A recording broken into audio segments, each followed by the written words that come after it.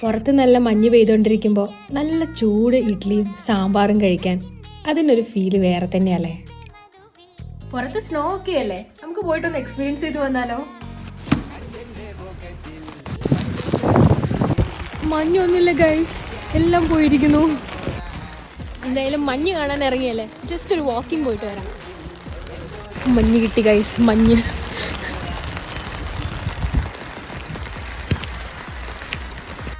ഞങ്ങൾക്കിത് usually ഇവിടെ എപ്പോഴും സംഭവിക്കുന്ന കേട്ടോ.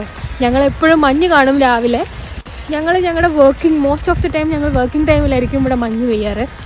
വർക്ക് കഴിഞ്ഞ് മഞ്ഞ് കാണാമെന്ന് വിചാരിച്ച് ഞങ്ങൾ ഫോട്ടോസൊക്കെ എടുക്കാമെന്ന് വിചാരിച്ച് പുറത്തിറങ്ങുമ്പോഴത്തേക്കും മഞ്ഞെല്ലാം പോയിട്ടുണ്ടാവും. ഇന്നും ഏതാണ്ട് ആ ഒരു അവസ്ഥയായിരുന്നു. അപ്പോൾ see you in next vlog. Do it.